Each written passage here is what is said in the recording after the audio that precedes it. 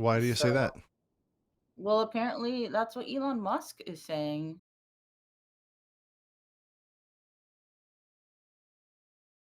He keeps posting on X that we're not having enough kids. White people aren't having kids. White people aren't having kids. I think Have you that's not what he's seen afraid that? of. No, we have an underpopulation problem. Really? Yeah. No, we have an underpopulation problem. Really? Yeah. Why do you So say this that? is the most commonly misunderstood Yeah. situation. A population decline, okay. Well, I think that millennials and everyone else younger than millennials can't afford to have a family before the age of 30. Right.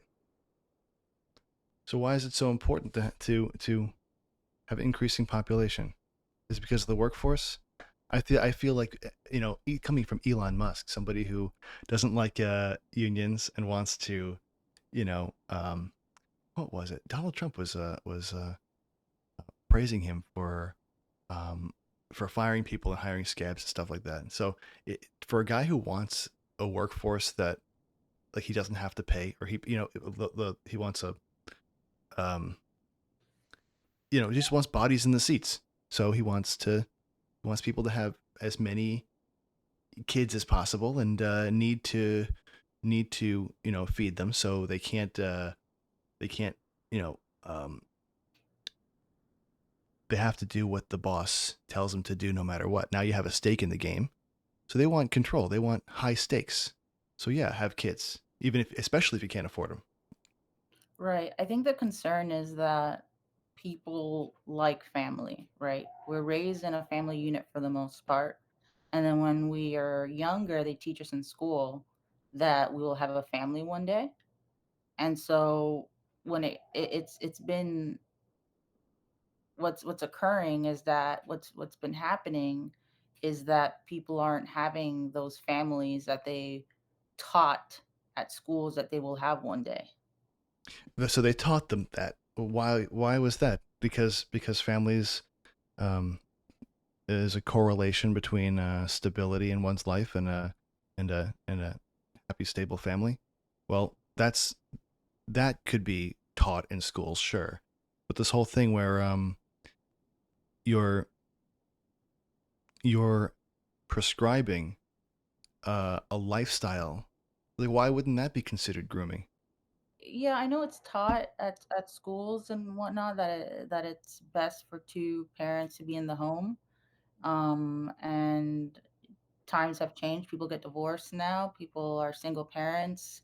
People have same sex partners, and that has changed the definition of marriage. But I think it's just normal for human beings to want to create family when they fall in love with each other. I think that's an innate urge that people have. Oh, if they fall in love with each other and they want to be with each other, they could consider one another family. Just like if they don't even have kids. Two people fall in love and they have a household and they go, you and me are going to be living together, and they don't have children and they decide not to have children. That's still their spouse. That's still a home. It's still their family of two people. Someone has two cats. Someone lives together with two cats. Those cats are dependent on them, and you make their little bed. You wake up and they wake you up in the morning and you give their little kibble, and you change their. They depend on you, and it's the I three of mean, you. yeah, it's the 3 of you, but I think that family there has to be studies. Important thing you could do would be to decide or think about where in the world is that child growing up. All the things that we think of about the child depend on the context in which the child and its family are living. What family, what neighborhood, what community, what nation state will that child's life pathways be determined in? The problem is, like, you don't see a lot of different examples of family. You see That's the a yeah, idea that that's a different issue though, I know. isn't it? It's the representation of family by the media and what that does to the individual in society, whether they feel as if they're a part of society. But first, we should probably have some sort of discussion or consensus on whether or not family is even I important. would say Norway, Sweden, Finland, Denmark have some overly generous social welfare programs that they can afford because they have 8 million people, which I reject. That's the part I don't. I reject social welfare programs, absolutely. That's a role for the family, the church, local communities, yes. So, well, I mean, we talk about the NHS. So, but do you know that Sweden has the highest single motherhood rate in Europe? That's not a good thing. So there's problems in Norway. Single motherhood, because I believe the nuclear family is an ideal that should be well, the nuclear family is one of the greatest institutions in the history of the world. No, it's a fundamental fact that with a nuclear, I can't debate 6 people at once. So okay, let's talk about the nuclear family. Do you think it's a good thing that families stay together or a bad thing? If we find like nuclear family examples and they say nuclear family is the most important type of family where it's a man, woman, and their own kid, and that's the best outcomes and blah, blah, blah, we're still talking about like statistically, and obviously the reason behind the statistics is because the reason behind that is because of the stability and the security that it provides the child to have two parents in their home. Now, like, what else is it by having and by having members of the opposite sex in the home, it also gives that child experience dealing with people of different genders as well. Like, but that is so not because if they have a sister as a sibling, because then what you're also saying is that people's families they come from circumstances. So like we can have a family of like my family is my dad and me. Right. Are we now we're going to measure outcomes. Like statistically, the outcome is better if there are two families. Well, it's also statistically better if you're white. That's not like you're telling people to be white. No, you're pointing out a problem with society that we don't provide for families that aren't nuclear. Well, it's psychological studies. It's not just statistics. It's psychological studies by experts who have stated that having a particular type of family is best for human development. Yeah, I understand. I'm guessing what I would need to see about that would be their reasoning and why they're attributing it to a specific type of family, and it's kind of like a chicken or the egg situation. I would have to see that the kid is smarter and more stable emotionally or something, whatever the metrics they're using, and it's because he has a father and a mother, and if that's the only way that can happen with that person, for them to have those outcomes, and why this expert seems to think that a similar type of family without these very specific features wouldn't suffice the same way. I think that religion is the reason for why a lot of people in society believe that the best type of family is the one with the heteronormative father and mother in one household. The reason why I'm assuming you brought this today is because you're hearing a lot of discourse about the value attributed to nuclear families over same-sex couples, families with same-sex couples, adopted children, foster kids, single-parent households, and whenever you hear people talk about single-parent households compared to nuclear families, I kind of feel like it's a dog whistle about poverty, people in poverty, whose relationships are kind of it's a dog whistle. It's a racist dog whistle, classist. That's how I feel when someone brings up the value of different family types. I feel like it's like you're trying to point someone out, And that's why you mentioned to me being taught this stuff. Like that's to me that's grooming. You're sitting here thinking I don't think it's grooming. I think it's helping proper it's development in childhood and preparing. You're preparing a kid. it's conditioning. Well, yeah, you're preparing a child to have proper development, sexual development. Family units have a lot to do with sexual development as well. And that's the argument from both the conservative and the democratic side. Like Proper what happens, development. yeah, like What's sexual development.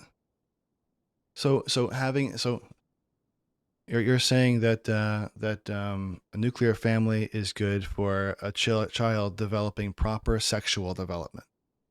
Well, most people are straight, right? Most people are straight, and a lot of people, because of our society, they're monogamous. I don't want to go into the history of why people are monogamous, why it is, and why that is, and whether or not It's that's more the of best. Right?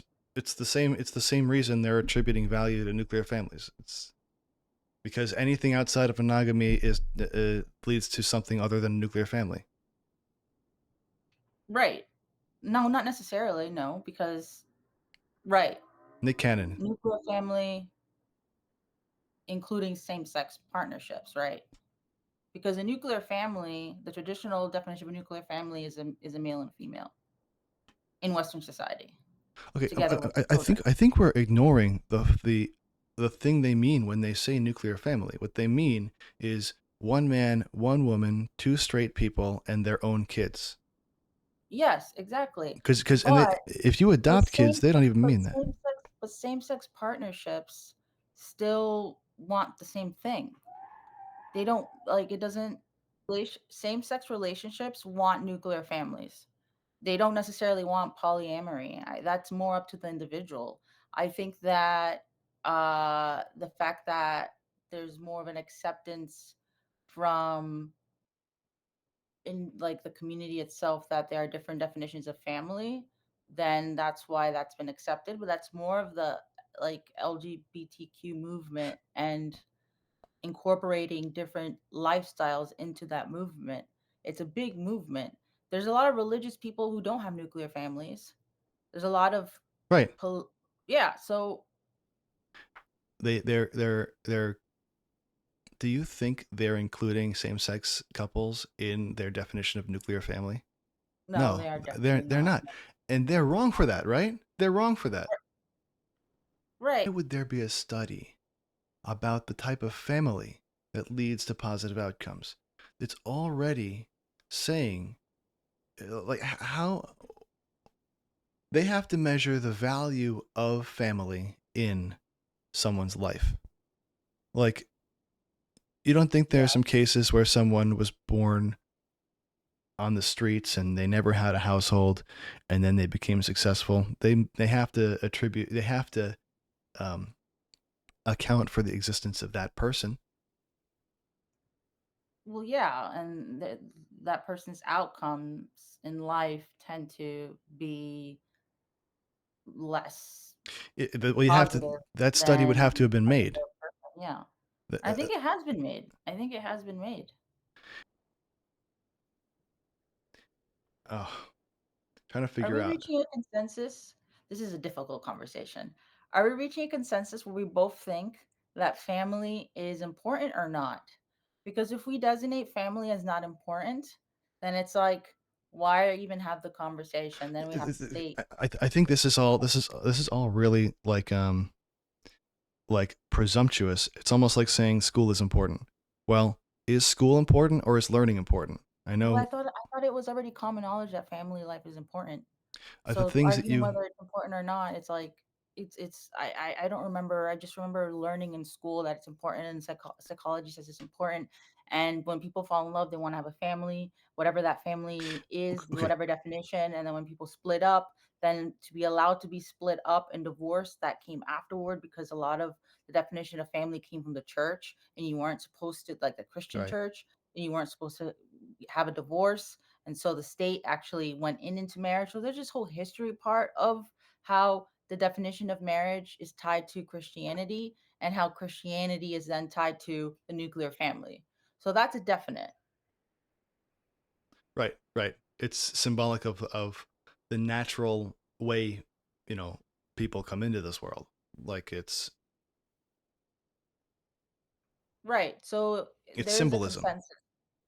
Yeah, because we biologically need, at least right now, Yeah, no, I don't male and resent. I don't female res. sex to have children.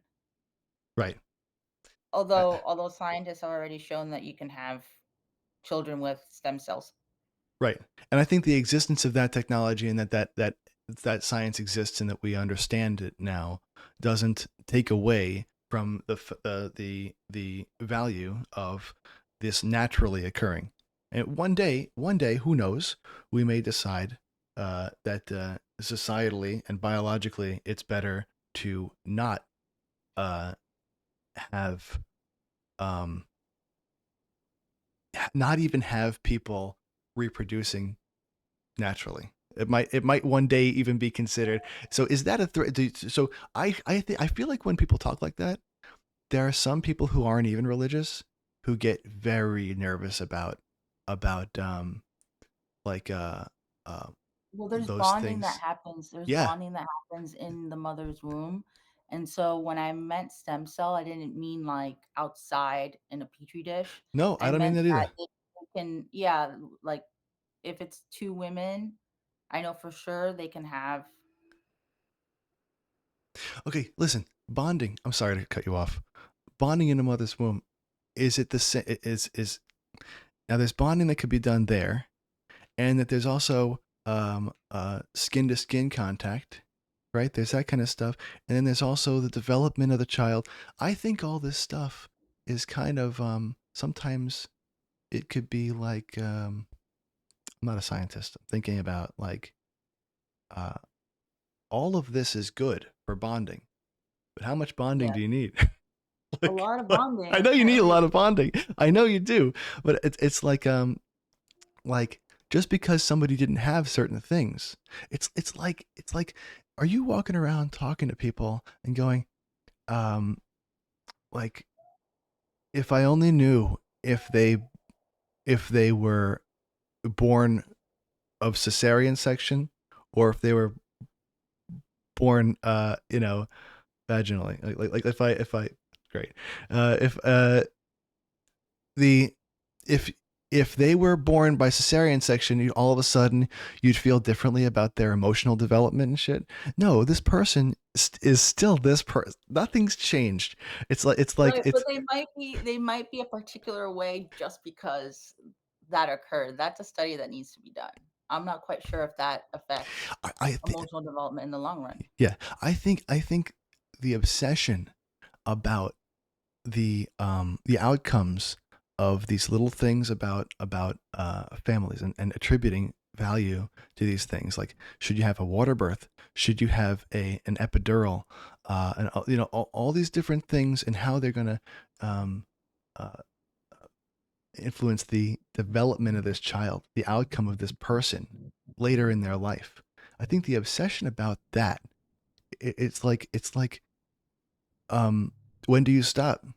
When this person's 5 or 6, do you obsess about, what kind of, how they learn the alphabet, and then later on when they as they're developed, they're going to have been, they're going to have finished developed one day. They're Well, we finished love developing one day. people, right? Love is important, right? Can we agree that love is important Yes, to individuals normally?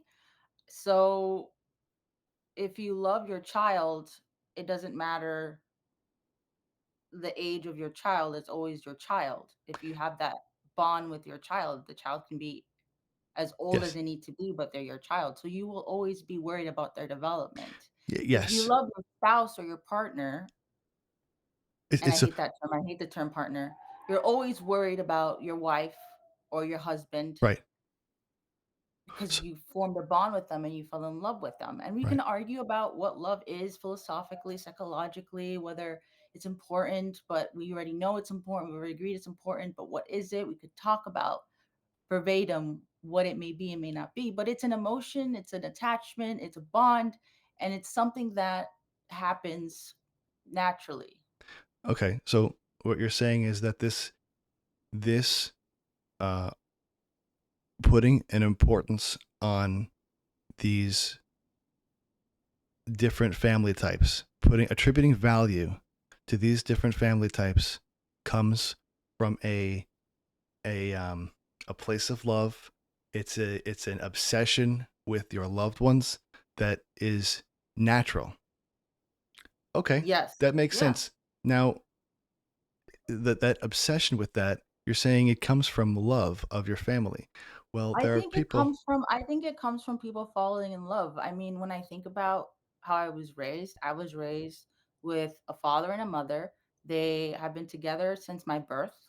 I'm 32 years old right now. They've never been divorced. I'm telling you this personal tidbit because it's really interesting, right? And on how on how the development occurred with me personally, right? And that's another thing, lived experience. We can read all the studies, but lived experience is important, right? So that makes So the you perfect family for me, so I was surrounded by that family, and then I went to school and I was taught that that type of family is the best family, but that's not the type of family I want. So we can argue about where that comes from, and it's not want either. It's like I desire a different sort of family. right. So you were told that the nuclear family that you had growing up is the best for your development. And how do you feel like you developed? Do you think that your nuclear family had a really good it was a really good indicator of someone's development? You're really well developed now, and you were like, "Oh wow, I learned from school that nuclear family really makes really well developed, well rounded kids like me." And they're right. I'm totally well rounded and really great. But I don't want that for my kids. I want a different type of life, and I can provide something what better? Are you saying that you'll provide something better or worse for your kids by by wanting this by having this family that you desire? And Well, I relate before, family to love. So let's take a step back here. So love is a natural occurrence that happens, right, between two people. uh, And that could happen with same-sex relationships and it can happen with uh opposite sex relationships. So the type of family that you want to have usually is tied to who you are romantically in love with, right? uh, in Western cultures, that Yes. has developed into being the case. Yeah, in a free society that has told people that they that it makes sense and it's reasonable uh, to view love as a huge defining factor in being with someone, Right. which it is So if today. I'm Seems like. viewing Right. So if I'm viewing love as important to family, then it will be with the person that I fall in love with. And the family then develops based on my love style or my attachment style. Right. So I personally am monogamous. So for me, I want a monogamous relationship with my significant other. And that just happens to tie in with the nuclear family. The only difference is the same sex partnership, right? That would be the difference. But for me personally, it's not varied so much. And I think for most people, it doesn't vary as much. So I'm not sure if we're discussing right now, to be honest, I the know we are. importance of the nuclear family or the importance of like nuclear family in the tradition of male female or male male, right? Because Yeah, I think you've been taught that a a family with a male and a female together is the best type of family. And from those types of people that yes, say that, definitely, especially at church. those Yeah. types of people that say that, they're saying it in order to denigrate same-sex couples. I mean, can we agree on that? Yes. Okay. So, and you wanting a same-sex relationship and you feeling that I can provide the family all those benefits that those people say come with a nuclear family with a same-sex couple. And I would agree. Yes. And if you look at these, And family values ideology in the United States, and it touches upon how family is constructed with classist lens, and that the traditional family is heteronormative and it's between male and female, as we have been discussing. And the Republican Party has tied itself to that definition of family. This article touches upon family as important to socialization and political socialization, and how the Republican Party has tied itself to the nuclear definition of family, in particular with the male being the head of the household, so very patriarchal, while the Democratic Party has slowly evolved to include different types of families, such as interracial marriage, because previously those were not included. Interracial marriages were included as marriage, just like same sex relationships. Mhm.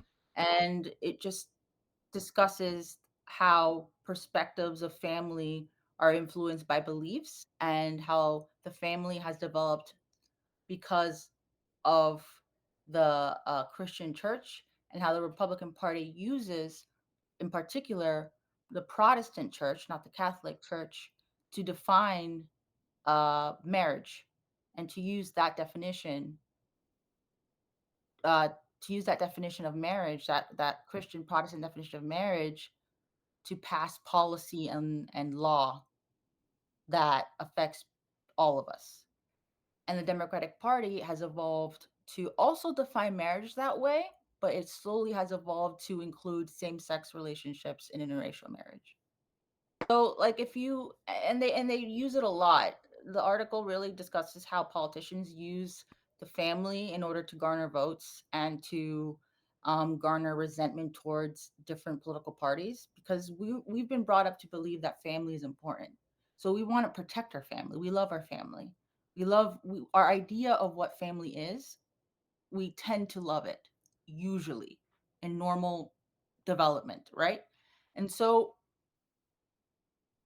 these political party members are using the family in order to pass policy and to shift society in a particular way, which is in fact even causing political violence. I bring up what they do during Christmas. So like in 2001, how Lauren Boebert, they took a picture with guns in Mhm. front of the Christmas tree, right? So Yeah, they I were remember that.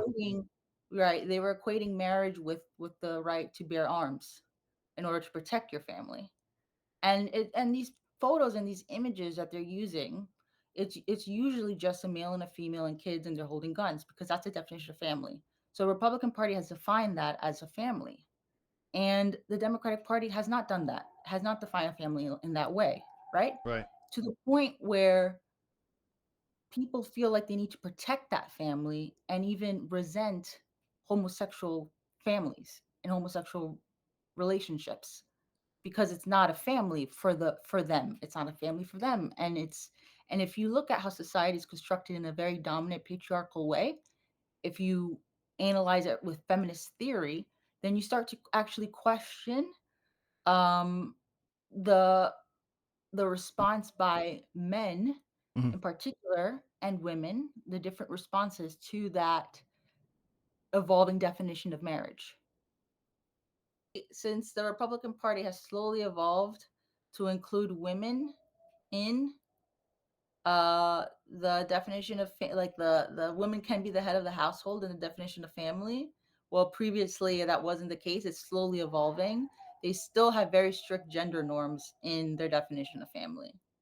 The Right. Democratic Party has evolved contrary to that.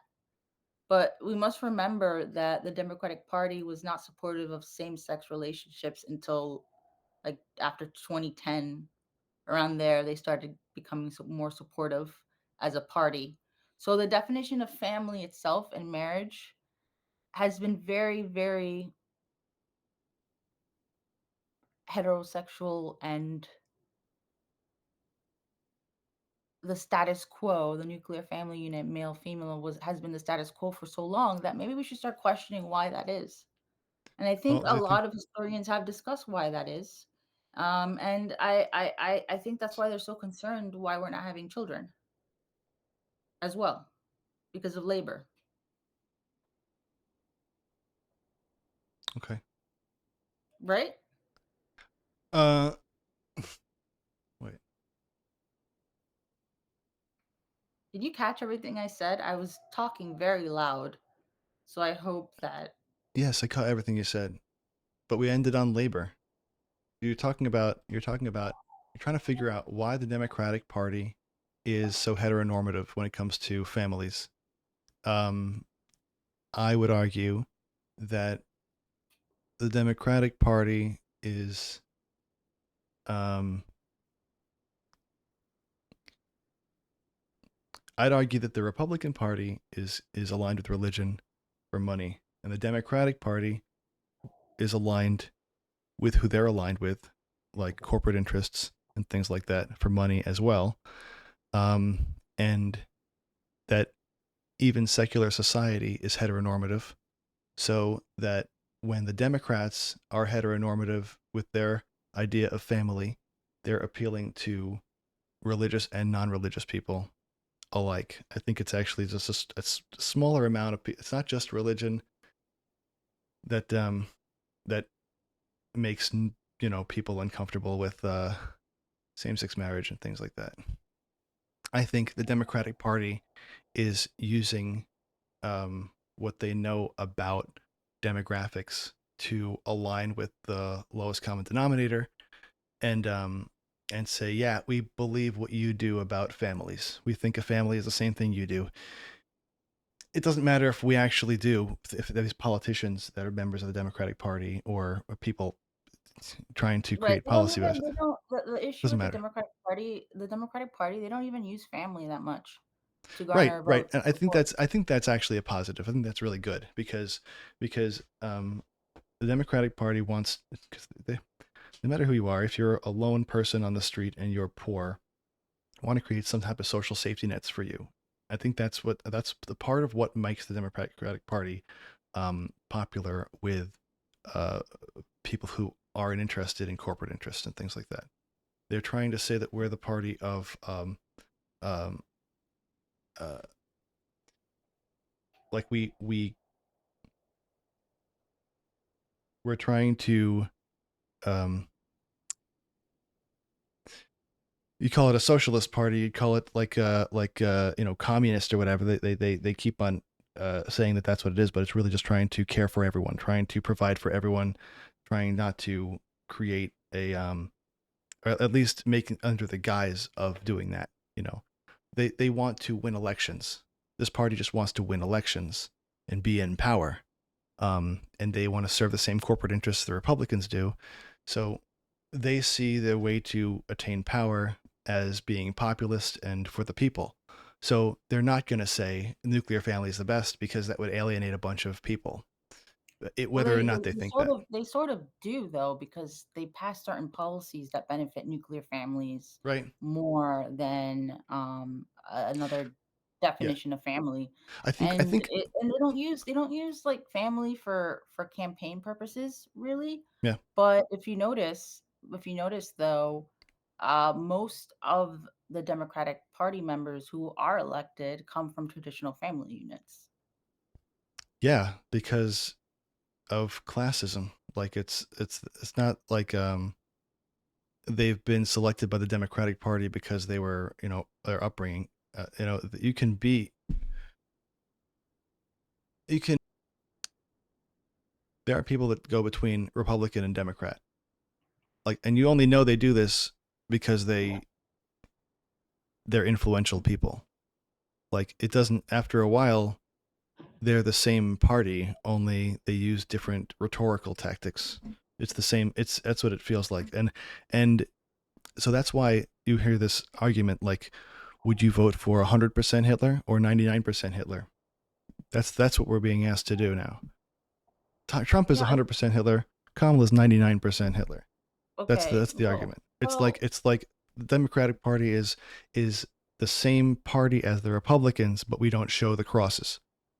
I think there are differences. I think the similarities are more economic. Like what you were saying, you mentioned class, so I agree with you. Mm-hmm. Because it becomes a corporatist class.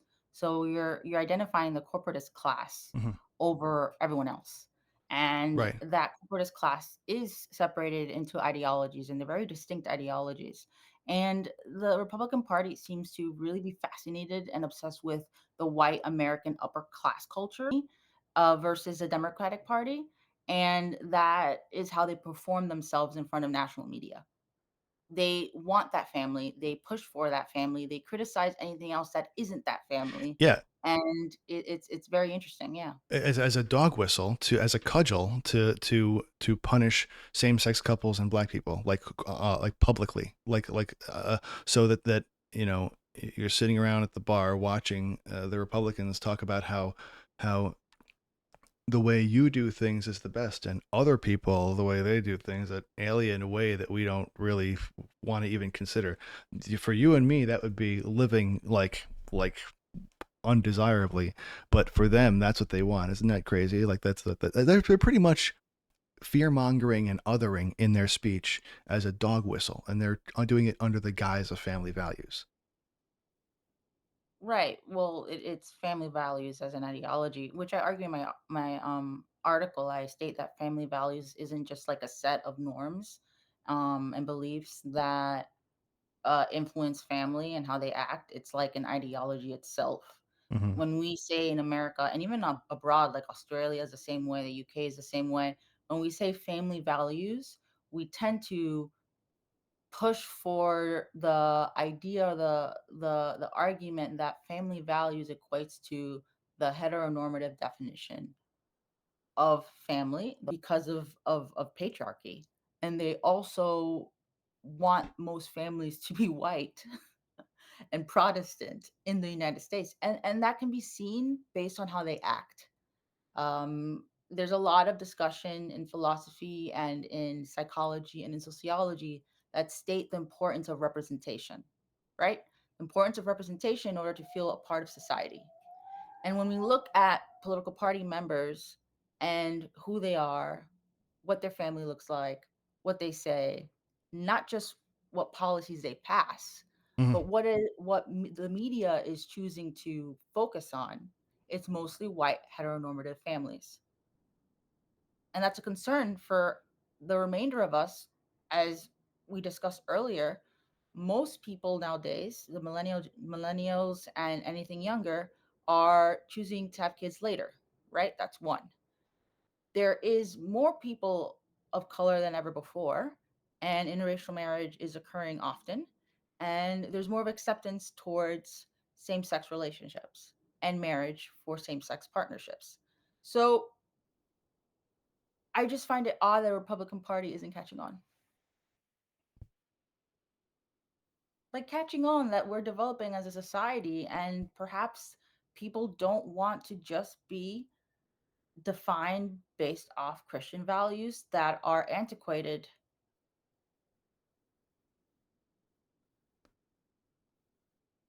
Right. No, I know.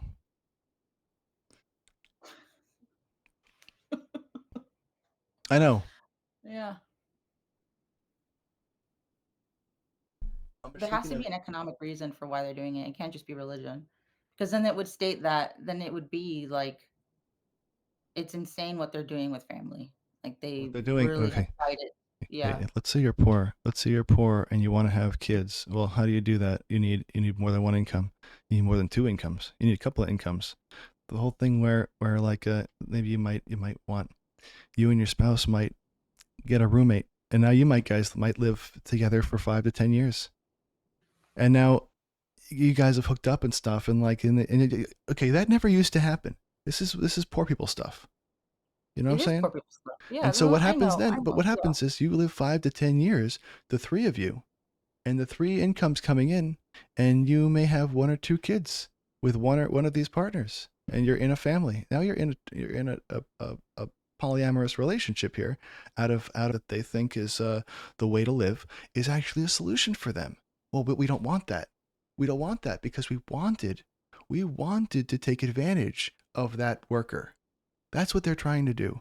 They're trying to make you uh, try reach for something that is only attainable if they give it to you in dribs and drabs, and they leave you breadcrumbs. And by the end of this whole thing, you have not uh, developed, and you've only gotten more dependent on this manipulative structure to get to wring out all the labor from you and give you just enough to take care of your kid, maybe, and for you to be grateful about it and to be dependent on it. Don't say any word about it.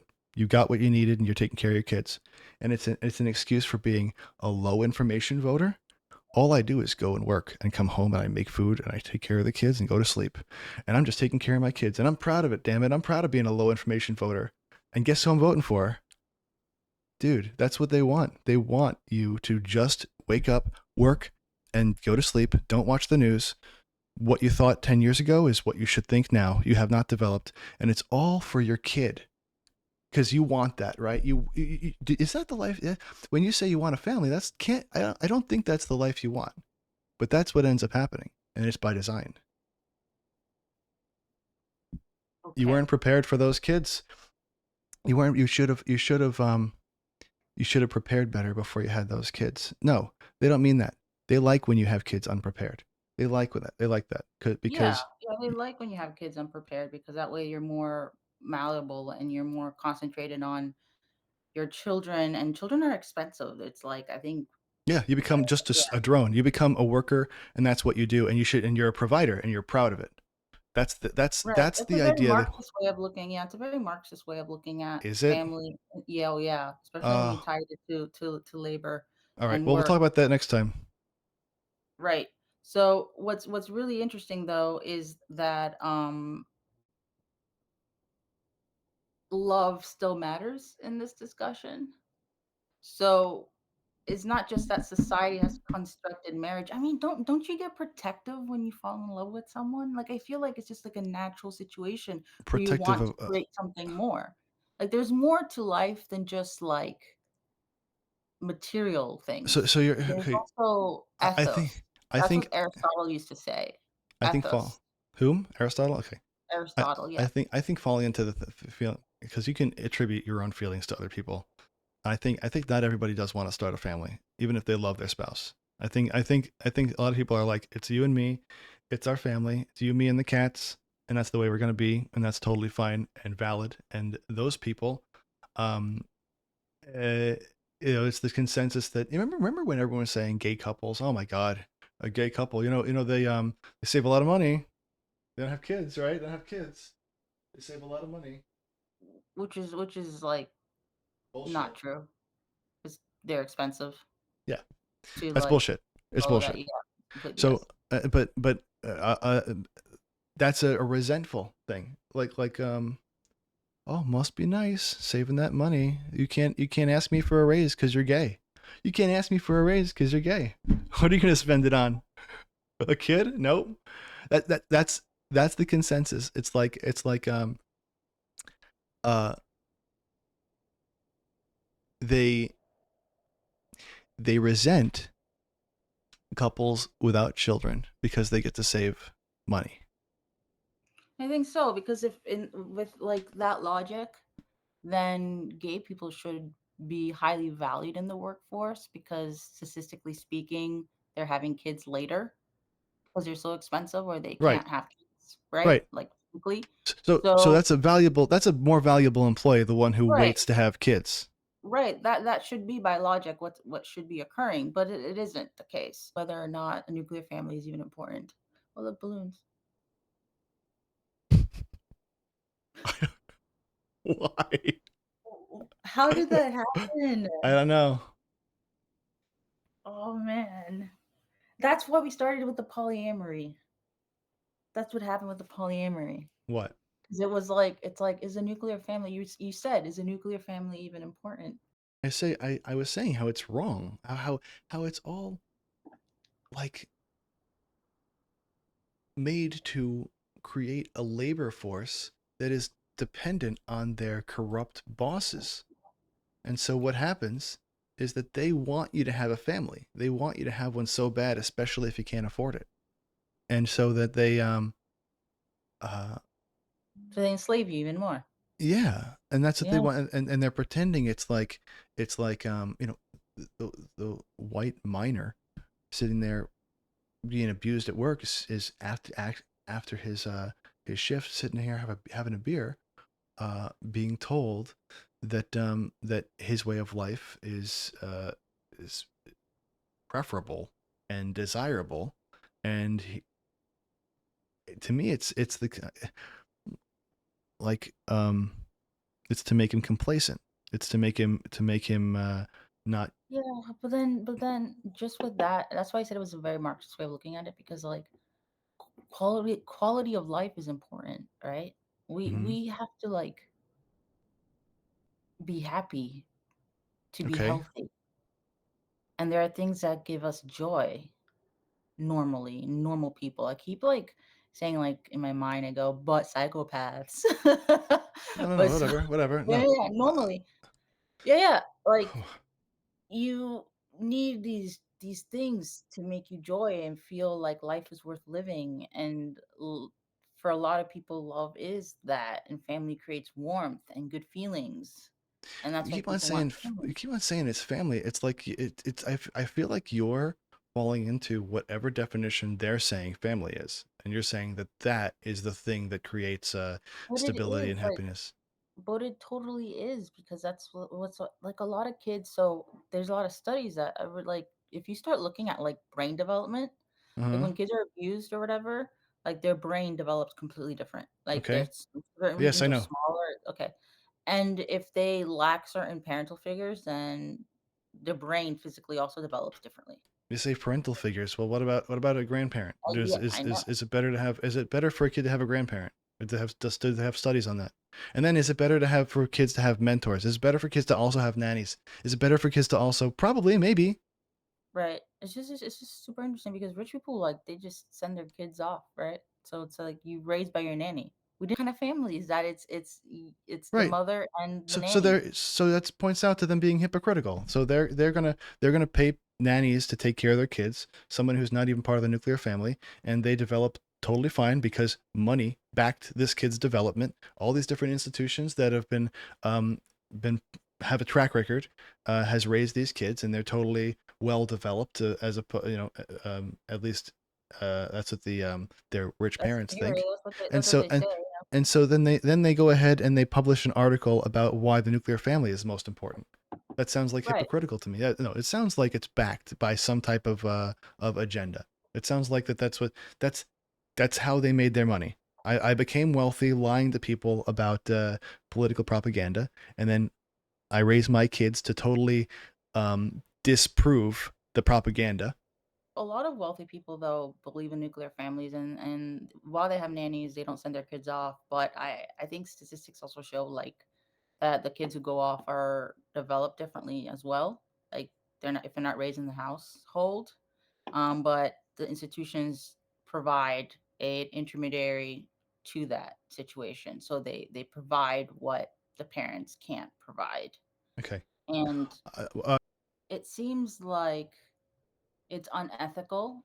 Well, doesn't seem like, it's actually illegal to send your child off to boarding school before the age of 6 or 8, depending on the country, because of development.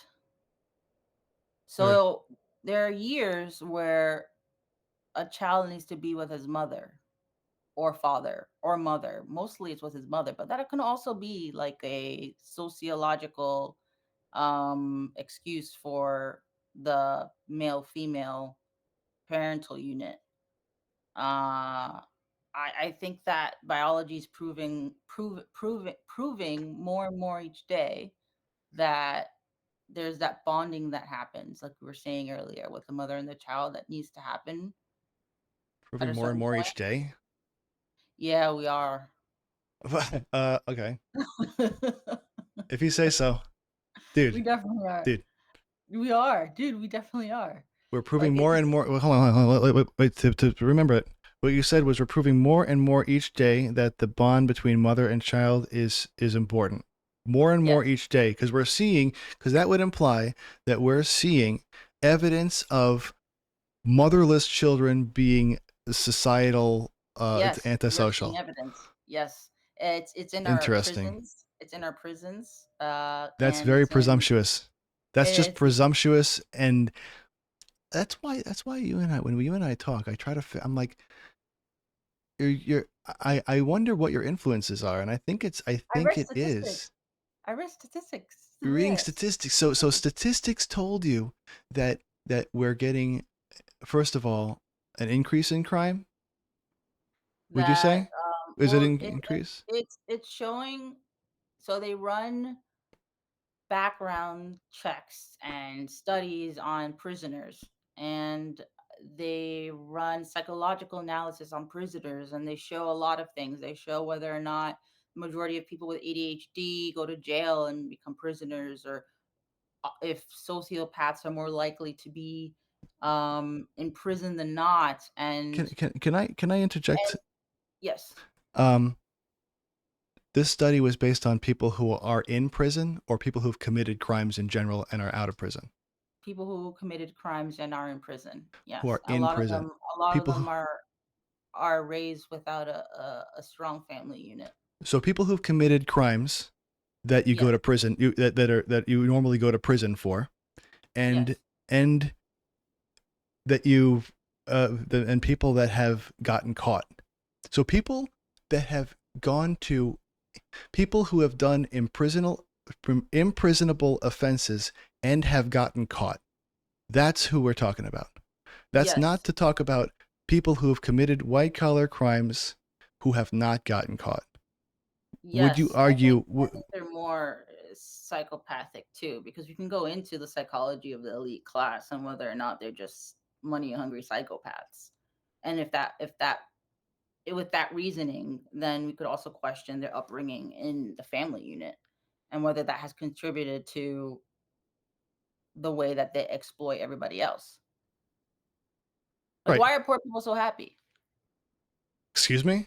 Why are poor people so happy? That it's a saying. It's like when No. you go to Latin America, when you go to the third world, there's Yeah.